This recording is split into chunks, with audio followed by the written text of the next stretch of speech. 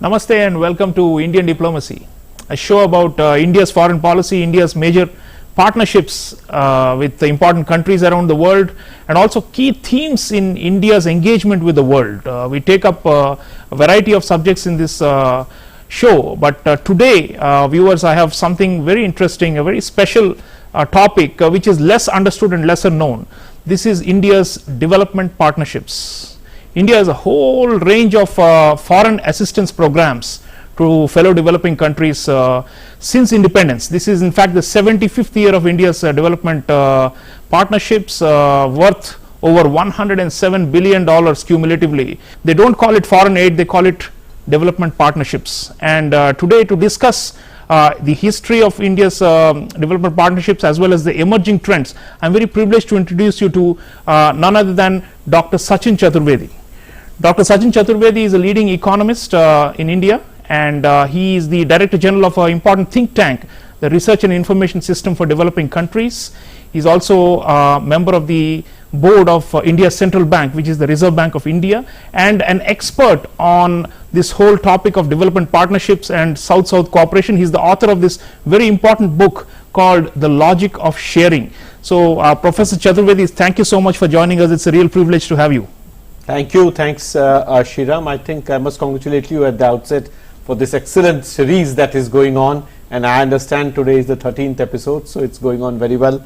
Congratulations. Thank you so much. So, Dr. Chaturvedi, we call it development partnership, and we generally avoid the terminology of richer countries, the Western countries of a donor and a recipient, and we try to avoid this whole logic of charity and the downtrodden. But there is this sense of solidarity that has always driven the way India has approached development partnerships. So you have written and thought about our ethos and philosophy. So please tell our audiences what is the fundamental values behind why do we give to others? When people say we are ourselves a developing country, why do we share with others, and what is the the whole ideation behind this? No, definitely, Sreeram. Thanks a lot. I think it's important for us to remind ourselves of the ancient values that India always cherished, and in all our prayers, in all our societal connect, we believe in giving it to others, and we believe in giving it others without talking about it, and that's the beauty of our engagement and our engagement with our partner countries, our neighbors, our humanity as a whole, and the idea of welfare of humanity as a whole has been very much there in terms of our engagement. So that has been the practice, and India has been giving right from days of Emperor Ashoka. Even in during independence struggle, the collective will of the people was represented through the freedom struggle, and we sort of committed ourselves for sovereignty and freedom of countries in Africa, the African sovereignty, development, etc. But right from those years, Mahatma Gandhi talked about the issues of building society, and that, Sreeram, has been India's idea as well in terms of building the society, and not just for political freedom. India has been committed to the idea that there is some kind of a kinship with fellow developing countries, the former colonized countries, and after independence, I mean last 75 years, we have been driven by the idea that we should help each other, and it's not a one-way traffic where we are donating something and they are receiving, right? So that's, and you have talked about this in your book Logic of Sharing also, that there is mutual benefit. Yep. So that seems like the underlying reason why we call it a partnership rather than some kind of a aid program. We don't use the term foreign aid, which is to distinguish ourselves from the north-south relationship historically, which have been on the basis of former exploited countries now receiving from their former colonial masters. Absolutely right, Sreeram, and if you look at the whole process, three things are important here. First and foremost is this whole idea of India's engagement with the fellow developing countries, which is without any expectation. At RIS, we have taken up this major publication that I have got it for you, which is very much about the idea of India's engagement of last 75 years with fellow developing countries. And they, Sreeram, we've realized that over 75 years, India has given assistance basically in 5 modalities. So we have believed in people's skills, so human resources, so human capacity building. Then we have given grants, we have given concessional finance, we have given technology, and the 5th and last is the duty-free, quota-free access to Indian markets. So these 5 modalities, we have called that as development compact, India's development compact with others. And within these 5 modalities, India has given assistance of around $107 billion from 1947 till now. And this is sometimes, Sreeram, is bit amazing because we never talked about it. Yeah. This is the first publication in the country which talks about $107 billion. In fact, now we are going to revise it further to $156 billion in this period. But you hear so much about other countries, particularly China, and people comparing India and China. And the volumes also deceptive, right? No, exactly. The cost at which we deliver, the components, the personnel, all those, the overheads, are much lower. That, right? Sreeram, is very much there. But even if you see the quantum, our calculations are showing that if India has given $156 billion from 1947 till 2022, Chinese assistance in this period through the 3 white papers that they have issued, they stand only at $58 billion. But the idea is that India never talks about it. We never get out and say what we are doing. You mentioned that in the logic of sharing. And that's the logic of sharing. That there is a remarkable story of India that needs to be told, and we are trying to do this through Indian diplomacy. Viewers, I have a very interesting video statement, an exclusive one from Mr. Dammu Ravi for you. He is the Secretary Economic Relations in the Ministry of External Affairs and is overall in charge of our development partnerships. So let's hear from Mr. Ravi and continue the discussion. As Prime Minister of India has emphasized that India's development assistance will be determined by the recipient countries, which is why our programs and initiatives are widely appreciated and valued. In the Ministry of External Affairs, we are making every effort to improve our internal processes so that our delivery mechanism becomes efficient, transparent, and effectively reduce the timelines. We are looking at doing projects even with third countries under the trilateral cooperation initiatives so that the synergizing possibilities of technology, finances and skills can be expanded for optimum utilization and so also be able to take a large number of projects abroad.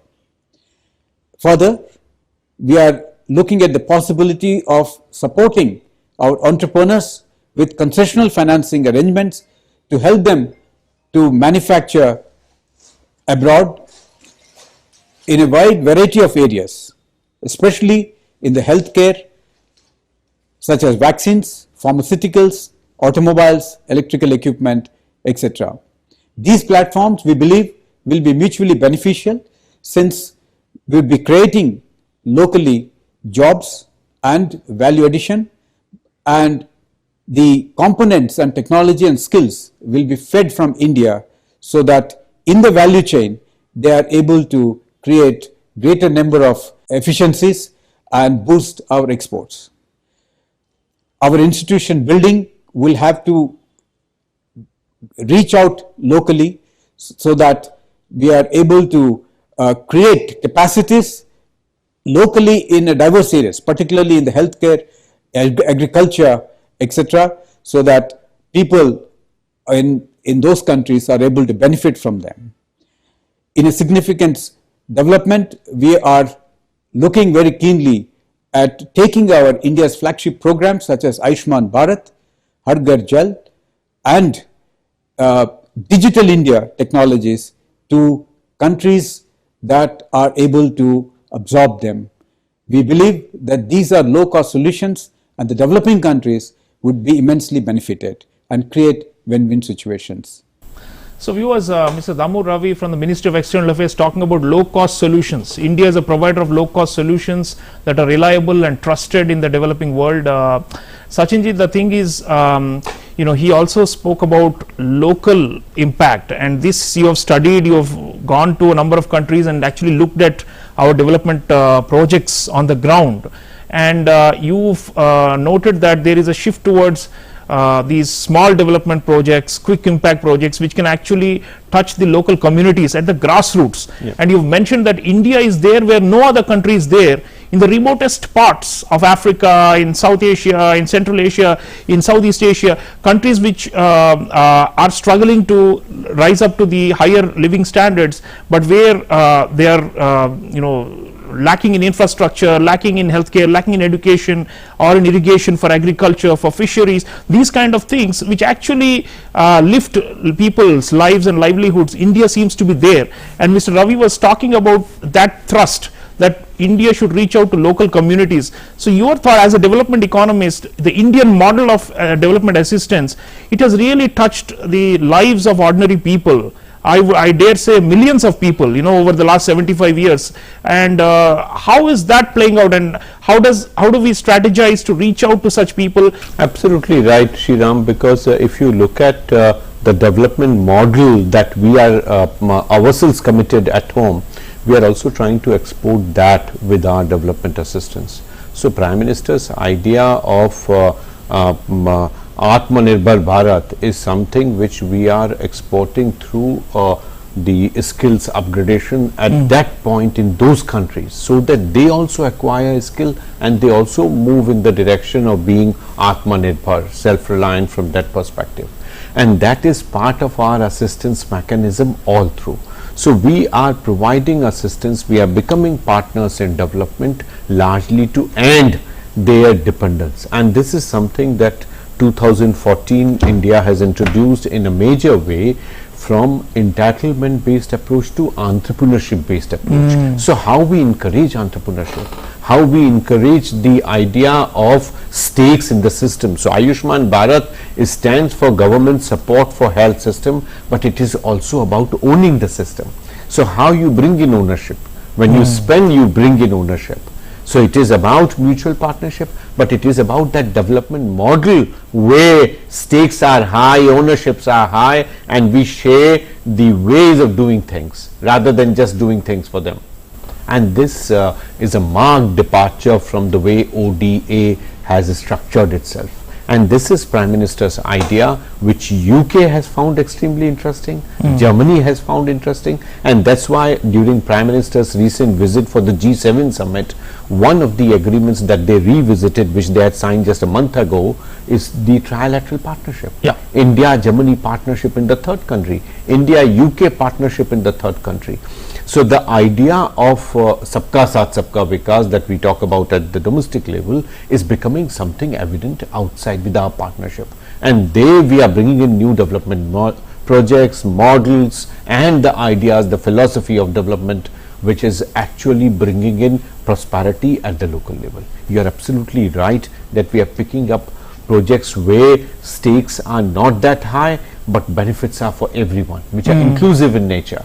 So the small development projects, the micro development projects, which are now all across, are also bringing in SHGs, which are also now increasingly supporting cooperatives. So from that perspective, what are the ways we can actually bring in Indian development model to other countries? Yeah. And this is something where we would have to intensively work. And we are seeing successes in many areas. Absolutely. Sachinji, you also have mentioned that there needs to be more clarity on the link between the lines of credit that we do, the grants and the loans, and also how India's trade and investment strategies towards those countries. And sometimes there is probably no material return for India at all, and Prime Minister said many times that we are not looking for any kind of commercial, we are not motivated by commercial goals when we support our fellow developing countries.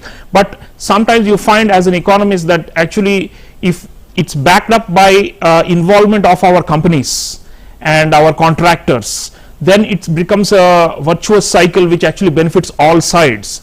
And in that sense, it's not giving, but we also receive. Exactly, Sreeram, and that's the reason why I kept the title of my book as it is, The Logic of Sharing, as to when India is requiring these resources, why are we giving it? If you look at, for instance, last year, India received only around $6.49 billion, and India provided $7.88 billion, and this is a trend which I am tracking down for last 20 years. So every time the incoming is lesser than the outgoing, and this is the 7th year of we crossing that. So we become a net giver. So we have become net giver. Yeah. That's point number one. Point number two is in terms of bringing in the private sector. And they, Sreeram, the government from 2014 onwards has conscientiously made this effort of bringing in beyond G2G partnerships. So we are not just confined to government partnerships, we are bringing in non-government actors as well, be that private sector or civil society. I have just finished a paper last year on civil society's engagement outside India, what role they are playing, and OECD has already published it. We are also now trying to see what private sector is doing. If you see, Airtel is one of the biggest net provider in the African region, but they are also one of the large CSR providers in Africa. So they are running schools, our ONGC is running schools. So these things are never documented. They have CSR by legal compulsion in India, but there is no legal compulsion, but they have suo motu taken measures to support, and this is something that we do not realize. We do not know about that. Not many people know about that. So responsible behavior of private sector is something that we are talking about. Some of our private sectors are doing, and I think it's high time to acknowledge them, to encourage them. One point here that Sreeram is important to point out is our lines of credit. In 2015, India strengthened the guidelines for lines of credit, and we have gone for a marked shift in our approach. So we have adopted new framework to marginalize fly-by-night operators, people who are doing corruption or undermining the importance of these instrumentalities with partner countries. They have been left aside. Now only professionals and companies that are listed are now able to enter in the scene, so L&T and others, and not people who just take the lines of credit and do not deliver. So now more stringent rules are there, and better accountability is there. You would find big companies getting into the job and delivering quality services, because before that you found projects running months and years late, delayed, not only delayed but low quality delivery, non-accountability. We have changed the paradigm from 2015 onwards. Viewers, often people contrast China with India. China has a Belt and Road Initiative and mammoth loan projects all over the developing world, and I'd like you to hear from another expert, Professor Rani Mullen. She's at the William and Mary College in the United States, and also a fellow at the Center for Policy Research, an important think tank in India. Her thoughts on the difference between the Chinese model of foreign assistance and the Indian model. Let's hear her. People often ask, how does Indian foreign assistance differ from that of China? And there are two ways in which it really does differ significantly. First is that India has provided grants since shortly after its independence, while China hardly gives grants. Most of China's assistance is in fact in the form of line of credits at commercial or near commercial rates and much shorter repayment plans than Indian assistance. India also gives line of credits, but they also differ from Chinese line of credits in an important way, that is that the cost of borrowing is significantly lower.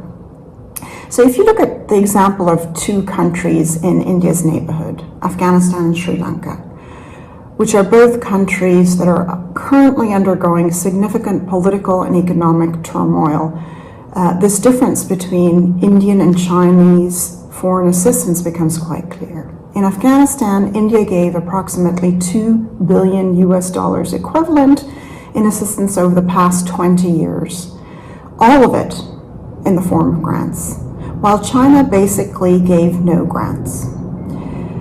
Sri Lanka, when we turn to Sri Lanka, India has offered $3.8 billion equivalent to Sri Lanka in the form of grants, aids, and line of credits. And if you look at, for example, a recent line of credit that was given to Sri Lanka, $500 million to help Sri Lanka cope with its current fuel shortage, that line of credit was extended at an interest rate of below 2% and a 24-year repayment plan.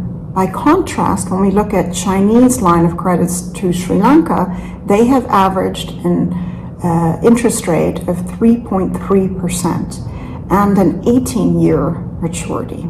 The second way in which Indian foreign assistance does differ quite a bit from that of China is that India does not engage what is quickly becoming known as empire-building debt equity swaps, while China obviously does.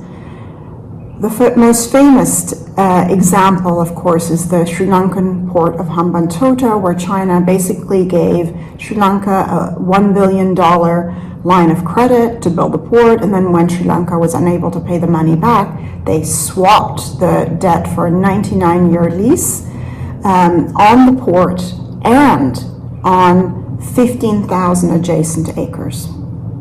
So these are two really distinct ways in which Indian aid differs from that of China. Viewers, Professor Rani Mullen talking about the chalk and cheese, China and India. You know, they are very different. Sachin, the point she was making also was that the Chinese, there is a clear neo-colonial element to what they are doing in the developing world, but we have a very different approach, and sometimes the propaganda of the Chinese overwhelms the world, thinking that they have become the biggest giver and all that, but the impact of it, there is also a backlash against the Chinese aid and loans and all these things, but clearly we are doing it differently and consciously, and you've written about how there is a decline of the donors from the global north. The rich countries, are less and less inclined, they don't have the political will or the resources, so the OECD countries in a way have stepped back. But then the emerging powers, among them there's Brazil and India, which have more equitable approaches, but then the Chinese model has become very rapacious. So you can see that variation in the field now among the ones doing the development cooperation or the so-called aid, and clearly it looks like the future belongs to this more modest but more humane or human-centric, as our Prime Minister calls it, as opposed to the one that is based on resource extraction and on these debt equity swaps that lead to colonization of countries. Actually, Sreeram, if you look at the broad world trends, and as you might already be aware, we have established a sort of network of research institutions which are working on development finance and development assistance. This is called as NEST, the network of southern think tanks, where China is also there, China is also represented, and we have think tanks from South Africa, Brazil and many other countries, including from Germany. There is a need for us to understand how South-South cooperation or cooperation among developing countries, because many a times the Western scholars describe us as new donors. They describe us as new providers, which is not the case. We are neither provider nor donor. China is also in the same category. We are establishing new norms of partnerships in which we are, as Prime Minister is saying, we are influencing the norm setting within the South, and I am sure other countries including China would also come on board in terms of how they are delivering their development assistance. We cannot undermine the fact that China is one of the biggest economies, and they are coming on board with Prime Minister. The discussions that were there of Mr. Xi Jinping, we had discussed the issues in terms of how India and China together can go in other countries and work together. These discussions probably would be revived by China, and I think India and China can work together for a better world, which I think is important for everyone. And Chinese discussions papers are also looking at these aberrations that you alluded to, and I'm sure India's approach of Brazil and South Africa, which we also call as IPSA. So IPSA is going to set the new norms where all of us are governed by what Sreeram is called as Buenos Aires Plan of Action, BAPA, which just celebrated 40 years in 2019. So it was called BAPA plus 40 with the UN Office on South-South Cooperation. So there are global efforts to set the benchmarks, and hopefully those will also they would prevail. Hopefully they will moderate some of these more rapacious tendencies we are seeing from the Chinese. Sachin, last word on our development cooperations. You already mentioned the triangular ones with other countries, but we also do a lot with multilateral institutions, like there is the India UN Fund for Development, and we also have International Solar Alliance established by Prime Minister. Energy is one area where we have done a lot of projects, including renewables. There is the Coalition for Disaster Resilient Infrastructure. A lot of these new initiatives, especially in the Modi era, where we are trying to also provide a vision for sustainable development, to achieve the sustainable development goals of the UN system in partnership with multilateral or in large groups of countries, where India is offering the thought leadership as well as committing finances and also the technical manpower for all the skilling and other things which we are so good at. So your thoughts on how that is going, because that's an important pillar of the way we are approaching this whole development partnerships. Absolutely right. If you look at Sreeram, since 2014 till 2022, you find a major jump in India's budgetary support to UN agencies. But we haven't gone in any way of asking UN to give certain positions to us, as other countries have done with their donation. It's a kind of bargaining game. So exactly. So we haven't entered in that. You might not even heard of India giving sort of money to the UN Office on South-South Cooperation to promote South-South Cooperation. We are not going gaga about it. We are delivering and moving on, supporting the system. So multilateralism requires that nurturing, that support, which is important for it to function. Same thing goes with the idea of India, South Africa, Brazil, the IPSA fund. India is not delivering, South Africa is not delivering, Brazil is not delivering. We have asked UN to deliver our projects, and we have delivered 38 projects. All these 38 projects of around $148 million, not a single contract has gone to any of these three countries. They are with all different countries. So we are not trying to impose us by providing support to multilateral institutions, including the UN. And that's the different approach India has from the other countries. So it's not an effort to dominate. In fact, we have not wanted to dominate the global south. We don't want to dominate global institutions, but we want a multipolar world order, and where power and economic growth is also equitably distributed, and that's of course the key behind our development partnerships. Dr. Sachin Chaturvedi, thank you so much for joining us in the studio and enlightening the audience about the intricacies. It's a technical subject, but worth following. What India is doing in our immediate neighborhood, in Africa, in Central Asia, in East Asia, and all these parts of the world, Latin America, this is very important, and this actually shows the rise of Indian leadership in the world. The Indian model of development partnership is being increasingly appreciated.